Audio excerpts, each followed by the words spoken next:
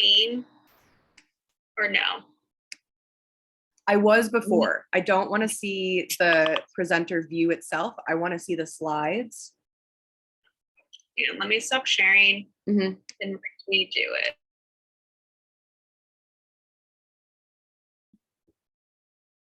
This session is, This session is Reconnecting Urban and Rural with Pembroke Environmental Justice Coalition. We have Baba Fred Carter and we have Olisaemeka Okakpu. Once this session is finished, we'll hope that you will join us in the virtual event platform to get things started. I'll pass it over to Olisaemeka. I'll just butcher his name. I'm sorry about that. They'll pronounce it correctly. No, you get it. No, we're gonna get through this, man. Thank you, Dakari, man, and thank you for all your help. Peace and blessings, everyone. My name is Olisaemeka Ramadhan Okakpu. I am a and collaborator with the Pembroke Environmental Justice Coalition. My co-host slash NC is going to be Baba Fred. Some of you all know him. Baba, do you want to go ahead and introduce yourself? Okay, great. We're passing it. Okay. It's an honor. My name is Fred Carter. Some people call me Baba Fred or the Ancient One, whichever one that works. I'm the Executive Director of Black Oak Center, one of the co-founders. I'm also the chair, national chair for the National Black Food Justice Alliance. Okay. But yeah, so I mean, I guess little introductions. Trying to see if there's anything else we need to add. Yeah, maybe also maybe Bob, we can talk about like a little bit about what kind of led us to Pembroke. But before I go into that, so again, the presentation that we have today is going to be Pembroke, the role in urban connection or reconnection rather. Basically, we're going to be discussing how Chicago and Pembroke honestly go way, way back. How it looks like in the past in terms of its inception with the relationship with Chicago and Pembroke, and then also how it looks presently as of right now, like what's happening with that connection with Chicago and Pembroke, and then also what holds for the future.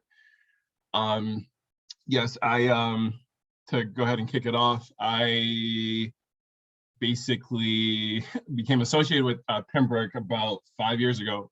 5 years ago, I started my earthwork journey, learning from Black farmers in Chicago. When the farmers had some land out there in Pembroke, and one day from working on their farm in the city, we went to Pembroke to start building a hoop house, a huge hoop house, and that pretty much kind of started me on my journey and my connection with Pembroke. And since then, like my life has been like changed like forever because you know, just understanding that a place called Pembroke exists, the fact that, you know, it's one of the largest concentration of Black farmers in Illinois, in this side of the Mason-Dixon line.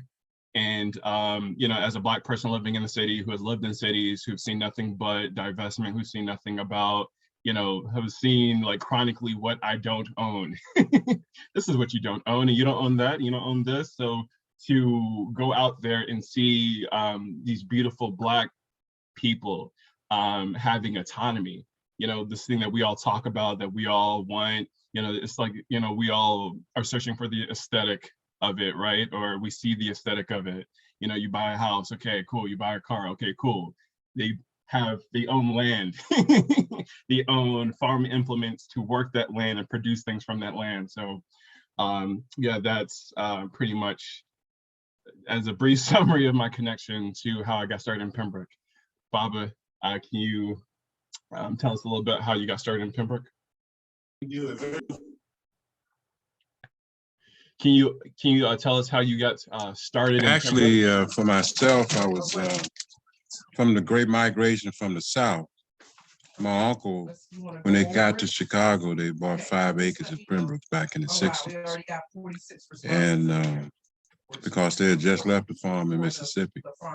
So for me, it's been a long relationship, but my actual movement to Pembroke was in 2003, 2002.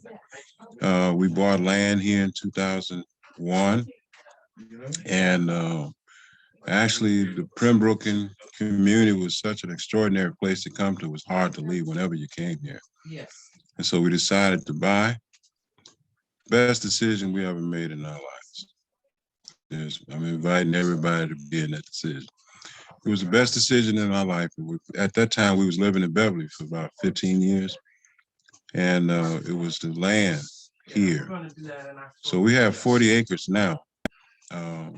Probably 42 now. We have 42 acres now. And it's an eco campus, and it's an extraordinary place to be in this environment here. So that was my beginning with my family, but also meeting the people here. We had an employee who we saw on the satellites, and he was off track. He wasn't supposed to have been here with the vehicle. And we asked him, we brought him in the office, and he told us, I live there, that's where I live. So, well, why don't you come down to the Garvey Festival, right? So we came down to the Garvey Festival, and it was all over after we got down here. I mean, we were so enrolled. And because of the spiritual presence of this land is extraordinary. We pass it. 100%. 100%. Thank you, Baba, for sharing that. I mean, absolutely. I'm right there with you. I haven't actually had a chance to go to Garvey Fest yet. That's on the bucket list. But definitely, just to highlight and reiterate everything you said. There's something special about Pembroke. There's something special there that is just beyond, what you see out there. There's a vibe, there's a vibration that's there that, I feel like it's just very intuitive and you feel it. But before I continue, for some of you all, if you are interested, there is a tentative agenda in the chat. So if you're interested in what we're probably gonna be talking about, it's in the chat. There's like a slide that I have, which basically, there's not like a lot of pictures, but it's basically the agenda broken down. But, I think we can just freestyle it. Let's get comfortable. So let's get comfortable. Not too comfortable, but let's get comfortable. And I'll just be going through the agenda that's in the chat. So as we're talking, I'm going to continue. So we're talking about, Pembroke. There's something special with the land. What is Pembroke? Where did Pembroke come from? Like, what is this? And I think one of the painstaking things that I've had to get prepared for this presentation is condensing things, because we can talk about this for hours and we can get real in depth. So for my environmental science geeks who were, interested in the glaciers, the 4 different types of glaciers that came through the Midwest, we can talk about that. We can talk about, the ecosystem. There's so much that we can do. So I'm going to strive to kind of be as concise as possible, because we only have not a lot of time. So let's go ahead and get into it. So Pembroke itself, the first inhabitants of Pembroke were the Paleo Indians. Those were the first people of the land who were there about 10,000 years ago. And then shortly thereafter, came transition to different tribes. You have the Okakpu, the Miami. There's a couple more that my apologies, I don't know how to pronounce. But one is, I guess, the most prominent tribe of the region at the time was the Potawatomi. And I'm sure that some of you all are familiar with the Potawatomi, or are familiar with the name. The name of the Potawatomi, Potawatomi. That name means people of the place of fire. And that's really dope. I'm sorry, I got to go ahead and just, as I'm, talking about the tribes, giving this tentative land acknowledgement, acknowledging the tribes that were inhabited the land before anyone, before Black people, before white people. These were, the indigenous residents. But yeah, so the Potawatomi ended up becoming the the prominent and most powerful tribe in that region at the time. And the cool thing about the Potawatomi is they and a lot of the tribes, they knew how to work in tune and in sync with the land. You know, which is a beautiful thing, because, you know, it's such a it's such a change of perspective that we see, especially with industrial ag and, you know, so on and so forth. So just understanding that, you know, we have people who originally settled in the land who knew the science of the land, you know, before, you know, we knew what science was, who were in tune with the heartbeat, who were in tune with the vibrations, who were, you know, taking care of the ecosystem, who were doing, you know, controlled burns, all those types of things to build up the soil, to take care of the soil, you know, before, you know, we understood the science of it. It was already kind of in tune, and they were already in tune with that. Baba, is there anything else that you want to add into that?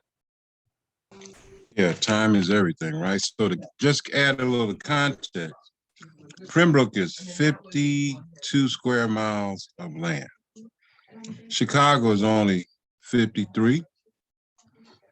So the land mass here is largest city of Chicago. That's what blew me away the first thing. I didn't realize how vast this land was that they call Pembroke Township. Pembroke Township is 52 square miles of land.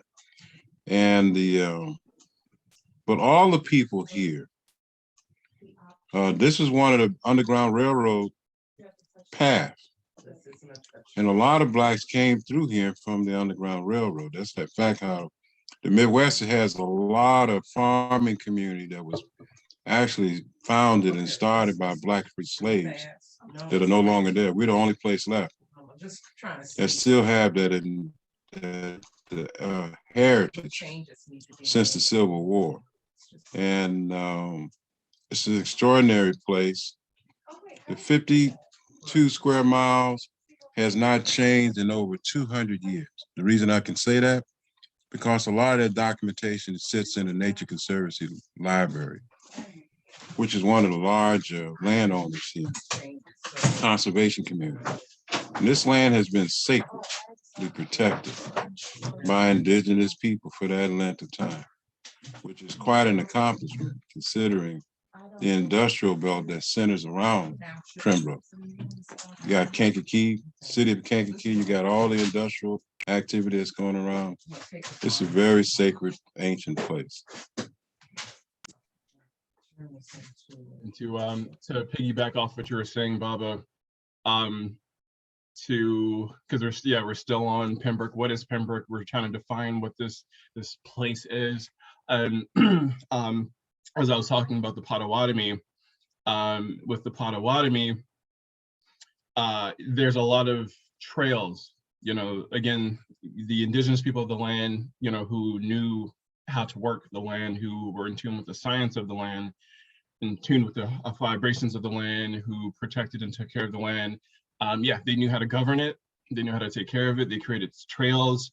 And the Potawatomi, they're an extremely autonomous tribe. So there are a lot of them, and there's a lot of them in different just autonomous communities. And tying to the next part that we're going to go into is the past connection. So like we're talking about, again, the connection between Pembroke and Chicago. So we talked about a little bit of the land, who inhabited the land. Now, what's the connection with Chicago? Now, again, to reiterate with the Potawatomi, and I spoke on them being very autonomous, that they broke out in different parts. They created a lot of settlements. And what ended up happening was they created settlements from Pembroke all the way to, guess where? Chicago. So the Potawatomi, the indigenous people, are the OG, creators of the Pembroke and Chicago connection, which ended up being followed by Europeans coming to Pembroke. If you guys are familiar with the Joliet and Marquette, the explorers, the French explorers who, I guess, I mean, they didn't find the Midwest, it already existed. That's, you know, you know, we understand things were already established, but when they discovered for themselves, because it was already existing, they discovered for themselves, there were revealed what the Midwest was, and they were the first Europeans to, after, you know, these indigenous people to be on the land, they were the next people to be on the land. And then from that point, with that European, I guess, discovery, people quickly found out that, wow, this land is, you know, it's really interesting. It has a lot of different wildlife, from, you know, caribou to different types of animals, that it quickly became a hub for hunting and the fur trade. Bob, is there anything you'd like to add to that?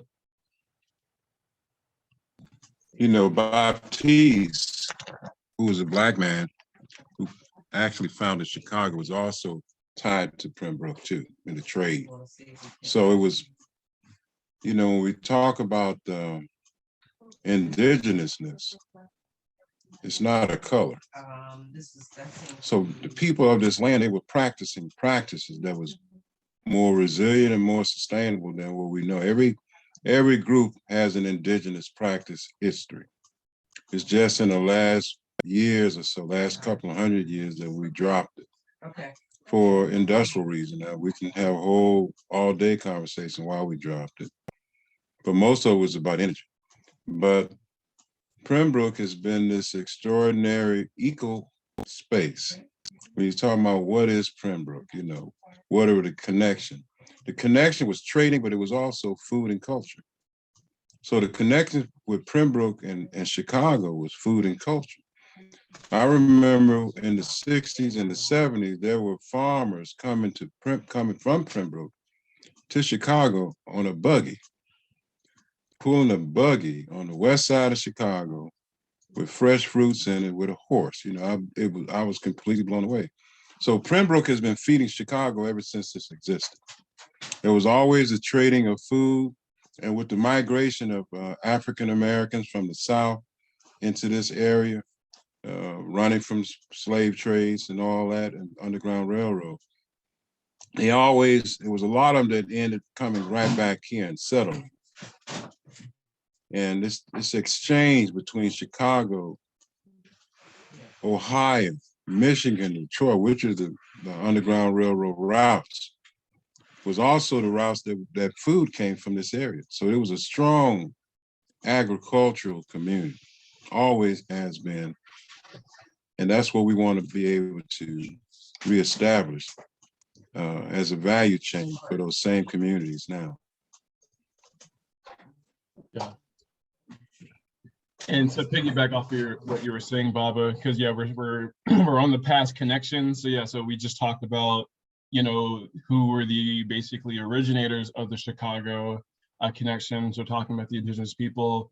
Also, Baba, you mentioned DuSable, and then also, in addition, when people discovered for themselves the land, they started like attracting more people. So you had a lot more people coming to Pembroke for different reasons, but primarily it was a hub for fur trading and hunting.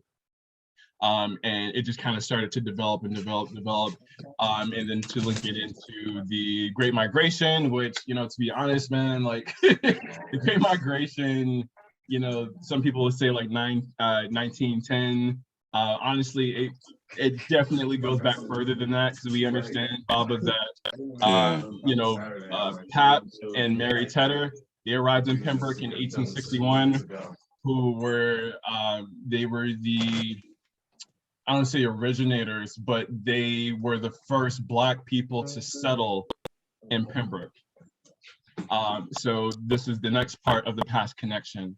So during the Great Migration, again, that, you know, started, you know, it's either way, you know, you can say from 1800 to 1900, but from then to, like, you know, 1970s, you just had like waves of Black people coming to Chicago for employment. The industrial boom happened.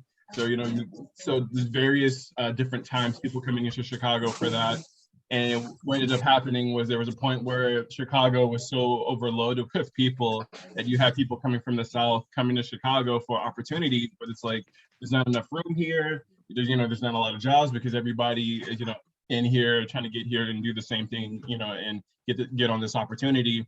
So a lot of the people from the South, what ended up happening was they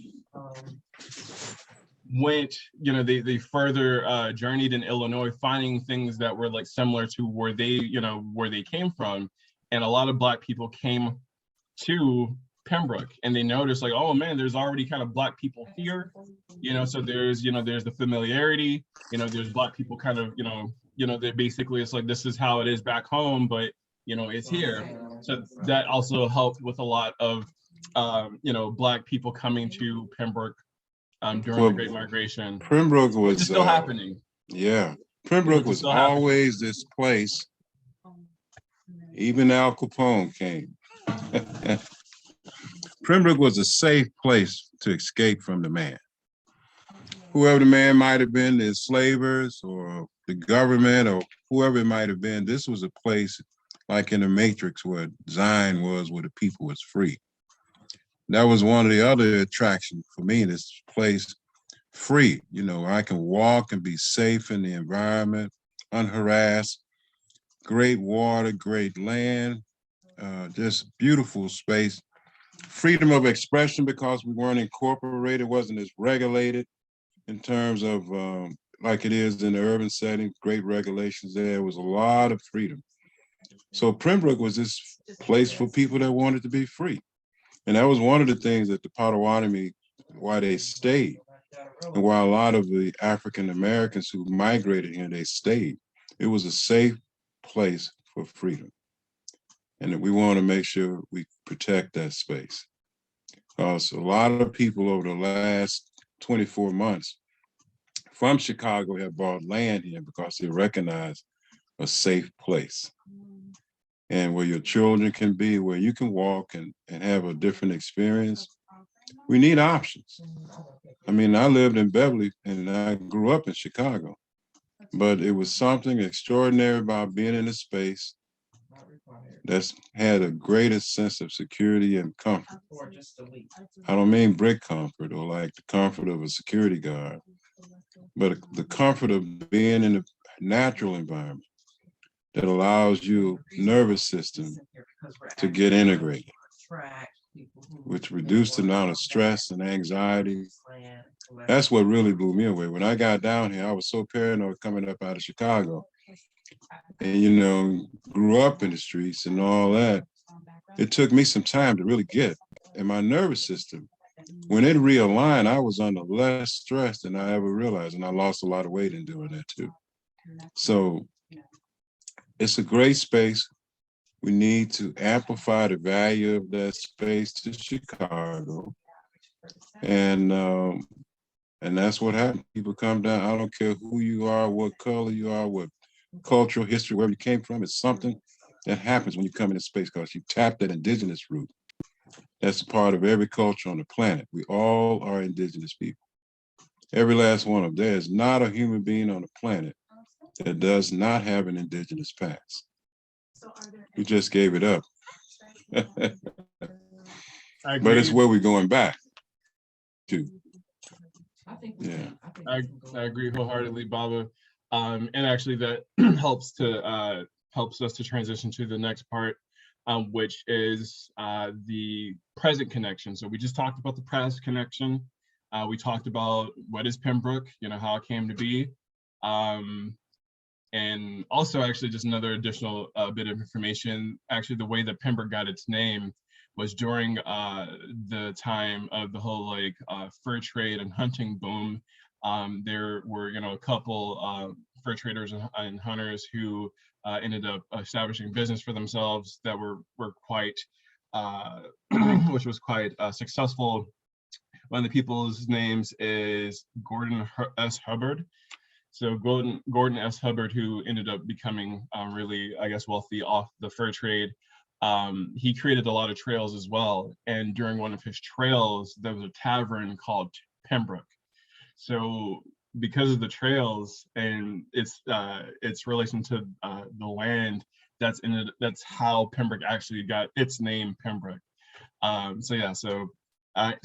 moving forward in transition, we're going to talk about the present connection of Pembroke and how, like Baba said, you have black people, black and brown people alike who are buying land in Pembroke. You have farmers who are selling food, who sell foods at farmers markets, who come from Pembroke. So there's a lot of different things going on presently right now in terms of the connection right now to Chicago. Bob, is there anything that you want to add to that? One thing that really surprised me, you think you're the first, but you're not the first. It's been people from Chicago coming down here on the weekend because they had riding stables, right? When you mentioned the tavern, it was folks from south side of Chicago, south suburbs, all from Chicago. They had horses here in Pembroke. And you would never imagine it was like that. Then we had the rodeos here and a lot of activities in terms of outdoor. There was a club, it's still in place, where people would ride up with their horses when they come down on the weekends. And they get off the horse just like in the West and tie up to the post and go into the tavern. I mean, there was a lot of that going on. It's a lot of areas of recreation and also hunting, bird watching, anything that you want to have experience in that's calming and inspiring. It was taking place here. I was surprised that when I came down the first time, I saw young children, my son age, riding horses. Now, I thought you had to be wealthy, big time wealth. But these children here was riding horses. Now, that's a different conversation than in Chicago. You got to go over to the park and get into that. But a lot of the horsemen came to Chicago and they were bringing their horses up. But this was always a place that was safe. And we want to protect that safety. So the relationship with Chicago was also centered around food. Pembroke used to be the largest industrial supplier of natural hemp. We've had contracts with the Navy, the military, and the Great Lakes. We were the third largest in the country. And they call it ditchweed now, but we got a lot of that's going around here. Wow. So it's a great place for different types of plants, especially plants that like sandy soil. Absolutely. We used to make a lot of corn. You say you used to make a lot of corn of what? So let's talk. You're on mute, Baba. A lot of the farmers used to make not only bootleg alcohol, but they used to make alcohol that ran into vehicles. Ethanol, they call it nowadays. Used to make a lot of that here. We made biofuels here too. That was running in farm equipment and all that. It was a strong place for energy production from a green perspective. Yeah. No, that's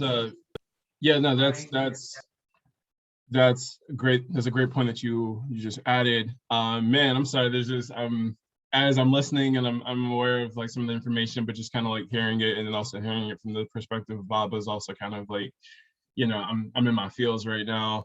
But especially when Baba, you were talking about the present connection, especially with people in the city who are familiar with Pembroke from either farmers or even the Black Rodeo. Shout out to Diane, Lady D, from Boots and Saddles. Boots and Saddle. Who, she's is one of my comrades. Yeah.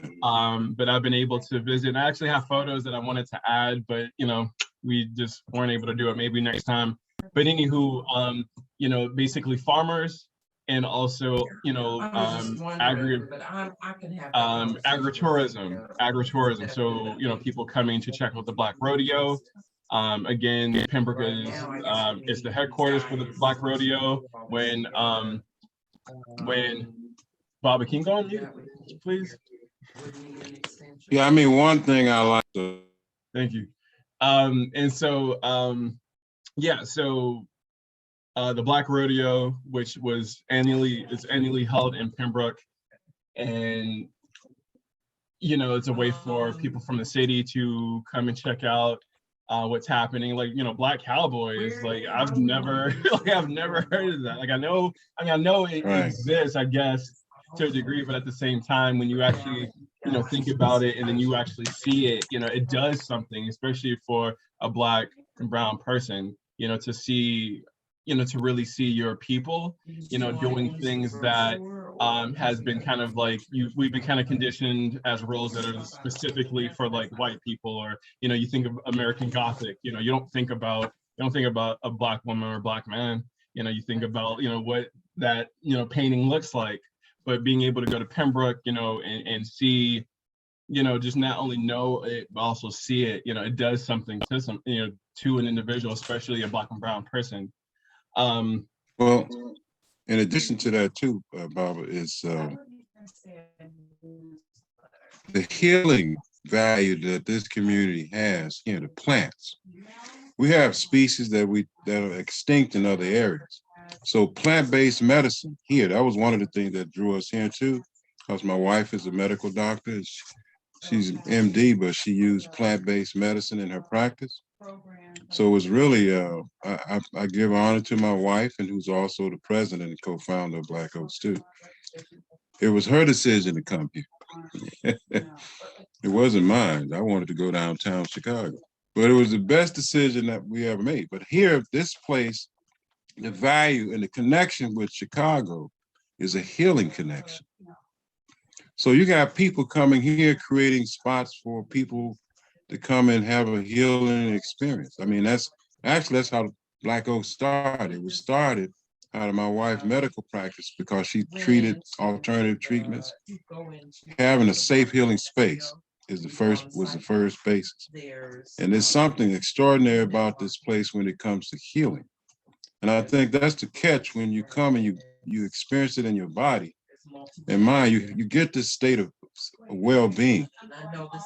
And it was hard to go back into Chicago after you experience it enough times, right? So when they touch you, that's just being in touch with the land. This land touches you in ways that it's hard to do it on. I used to run on 67th Street and Outer Drive. It's not the same experience. But the land, the healing relationship with Pembroke and Chicago, I don't know if you ever read a book, it's called Eco-Ecology. The psychology of the ecosystem to our well-being is a very important element that we should never forget. Our healing and our health doesn't come from being always in the space of bricks and tall buildings. And in the world we're in right now, we need to be more contact with that so we can stay grounded and healthy. So 100%. Pembroke is this place where you can experience for whatever time you can be here and disengage from the intensity of a carbon-based world. We're a non-carbon-based world. We want to make sure we can stay that way. Right, definitely. Yeah, no, Bob, I agree with everything that you're saying. And before we transition, with everything to piggyback off everything that you said in terms of, you know, the present connection and what it's doing for people now, how it's helping people now, especially the people who are able to visit. You know, one thing that I would be remiss to not bring up is, as I mentioned before, me and Baba, we were part of the Pembroke Environmental Justice Coalition.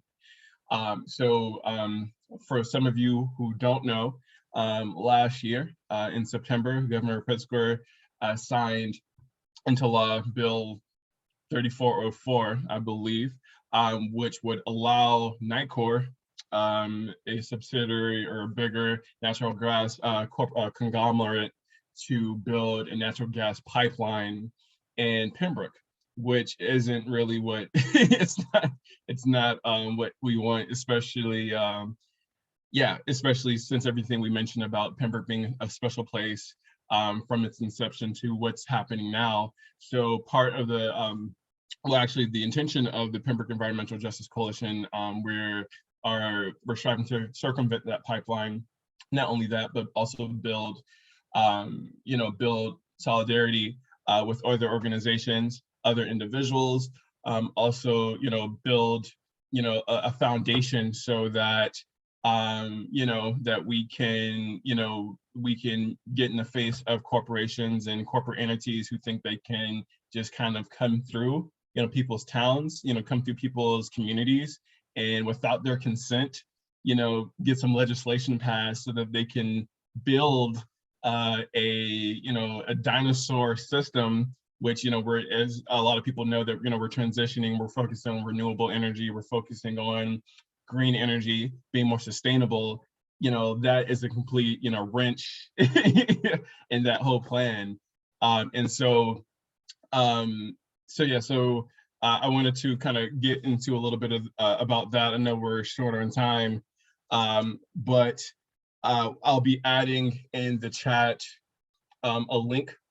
I'll be adding in the chat a link for people who are interested, if you're interested in either learning more about the coalition, if you're interested in wanting to support the coalition by either funding or donation, or if you want to also collaborate, I'll be adding a link for the landing page.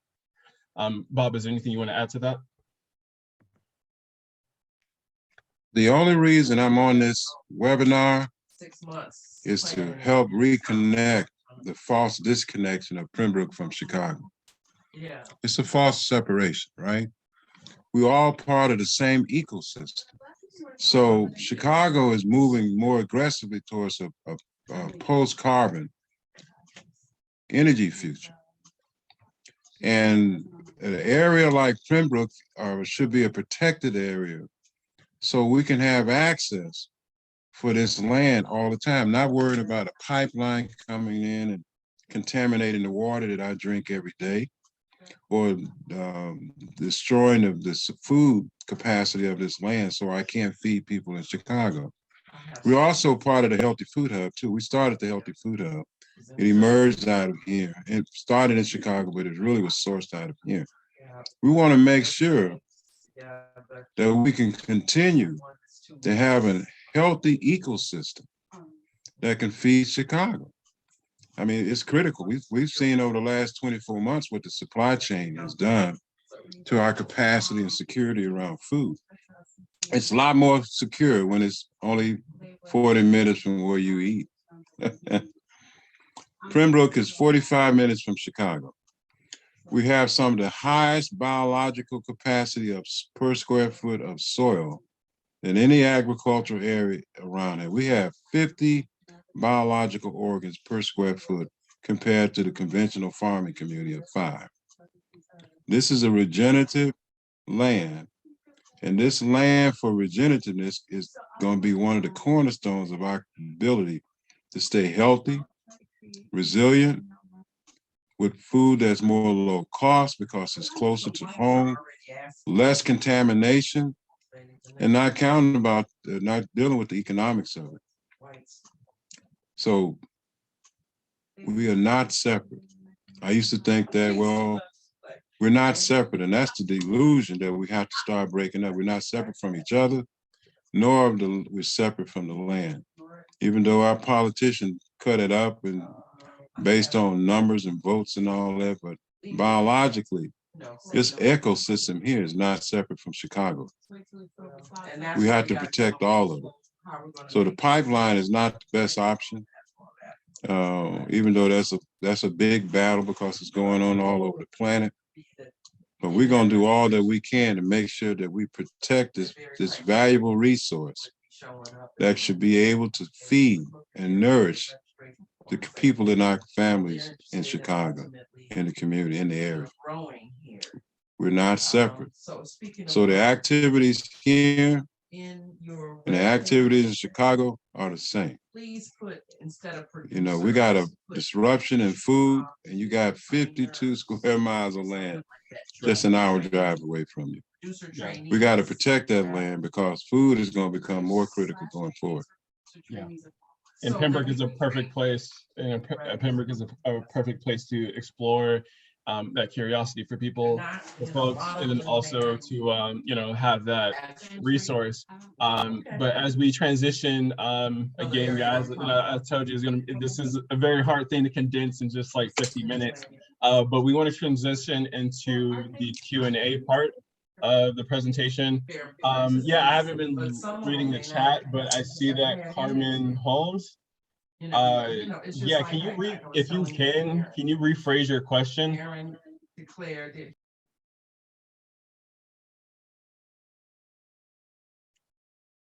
Carmen Holmes.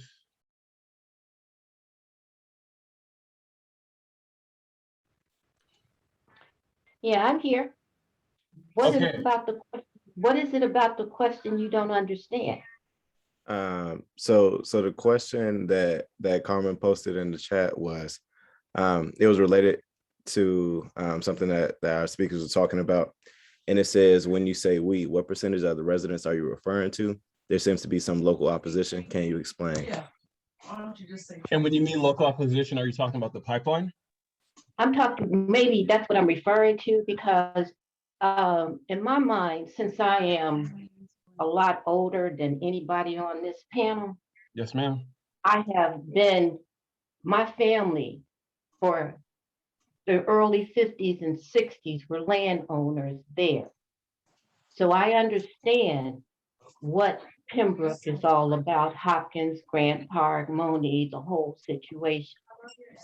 But I don't understand what it is that all of these newcomers that have come into the area, and now you're trying to dictate to the older residents and owners what things should be like based upon what you want.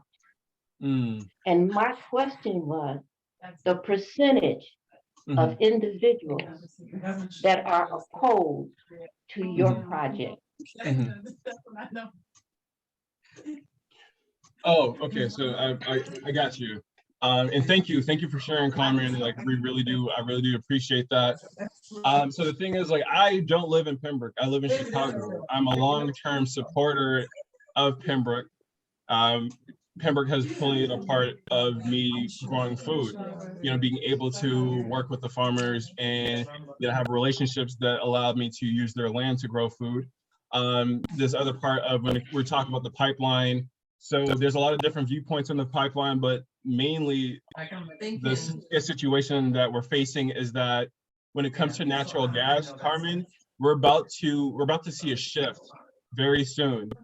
Governor Pritzker, who also signed in the Nightcore pipeline bill, also signed this bill called the CEJA bill, which is called Climate and Equitable Job Act bill, which is going to put a lot of money into the state of Illinois to transition us from using fossil fuels, natural gas, non-renewable resources, to using more sustainable resources like solar, wind, electricity, etc.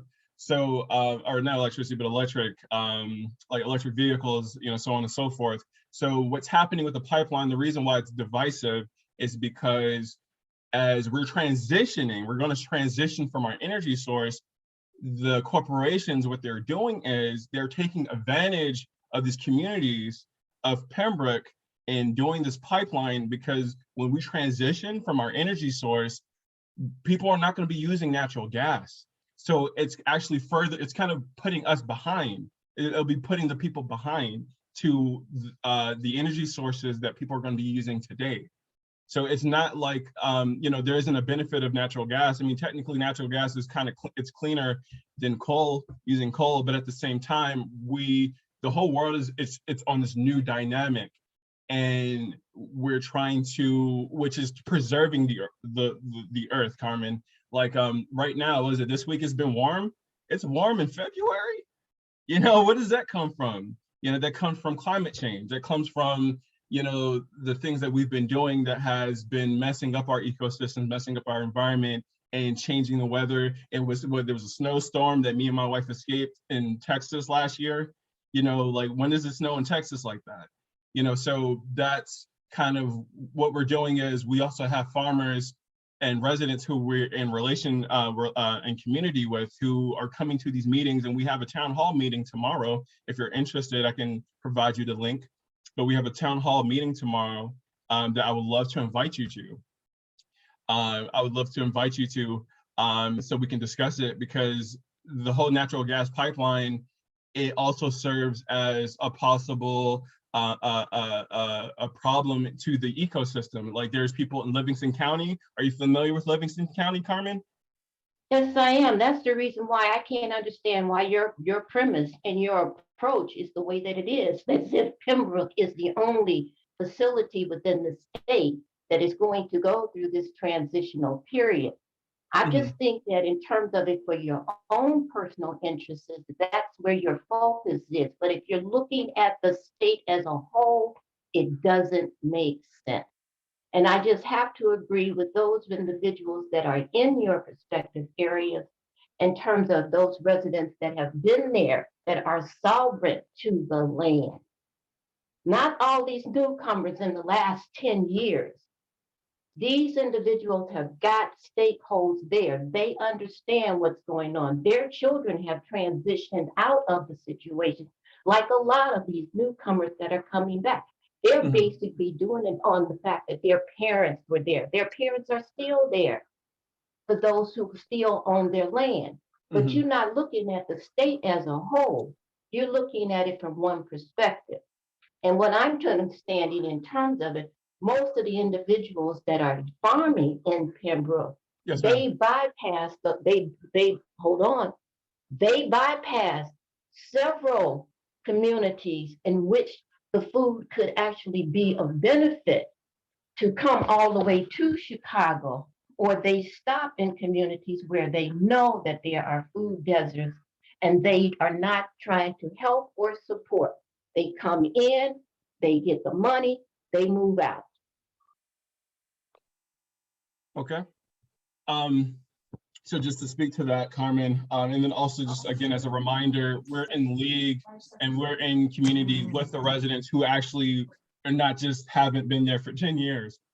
A part of our coalition, we're in community with residents who have been there 3 generations, 4 generations plus. So it's not just, us trying to decide what's better for the community. It's us allowing, letting the community know what's happening under their nose. That's why and I asked also creating space for the community to have discussions, to talk about this, and having consensus from the community on how to and ways to act. So, again, this isn't just like people trying to tell people what's I need to tell you what's good for you. No, it's us letting the people know what's happening to them in their backyard that they might not be privy to, and then finding ways to come up with solutions that we can all be in harmony. Because I'm sure that you are somebody who loves and cares about the land, as you were so passionately putting and expressing yourself. I'm sure you don't want anything to happen to the land based on the premise of a possible solution, which might not be valid right now. I'm just not into fear tactics. That's just the whole key for me. And that's why I'm asking. You danced around this, but you haven't answered my question at all. I'm asking for a percentage. It was a simple, basic question. But that's okay, because I do understand now. I understand a whole lot more than what you think I do. And so do a lot of people in that area. Right. Well, Baba, if you want to take that question to give her specific. Yeah, I mean, there's a lot of the question for us has always been more than it's beyond the pipeline. When you got a company, I know I don't want that pipeline on my land and it's busting. Okay. NICOR right now has over $500 million in violations in the state of Illinois. Nobody says anything about it. But it's in the white community that these violations occur. They got a poor track record of safety. So for me, it's a health issue. It's not, I didn't get gas 50 years ago and I want it now. It's a health issue. I'm concerned about their track record. And that's bigger than the pipeline. We're not saying don't have no natural gas. And that's what they're telling people. We're talking about the safety of this company that has a terrible history, factual history now. It's not us saying it. Factual history of contaminating water streams and land in other communities, and they don't do anything about it. And the natural gas is not the real issue. It's where we're going to be in terms of the future energy needs of the community. So natural gas is not going anywhere. Our whole issue is about health and safety. And we've been told and painted as somebody trying to fight the gas line, but nobody's dealing with the issues. We don't have enough time in this platform. No one dealing with the safety and the health issue of this energy. But tomorrow night, Carmen, we're going to have a local town hall with the residents as we do every month. And so if you want to, if you can leave your email, post your email in the comments, I'll make sure to give you the link and email you the link for that link so we can have this conversation further. Because again, I think we're all on the same side here. We want the land to be protected. We want the community to have access to things that will help them thrive and live in harmony with the land. You know, so that's all we want. You know, but again, we're actually at time. But at the same time, like I want to address what you're saying because what you're saying is valid. Your feelings are valid, and you know there will be time to discuss it more. Absolutely. So Thank you. with that, I think that we could start bringing folks in just to thank our speakers. This is tremendous information. Part of like the reason why we have these summits are for people to connect and share ideas. We encourage everybody to connect with folks who are in this room and in this space. I'm going to drop a link to give a poll, to give a survey for the session that we just had. But really, I encourage everybody to use the community links on the Socio app, drop emails in this chat, find some time to let's keep this conversation going forward. And let's work together to keep on being great stewards to this land. Thank you to our speakers. Thank you to Emma for these illustrations. Thank you for all that participated in the comments and left some great questions. Hope you enjoy the rest of the summit. Thank you guys. Take care. Peace be with you. Enjoy the rest of your day. Peace and love in the garden, everyone. See this here? We could just literally take the whole brochure. Just put it on here. I'm pretty Right. sure.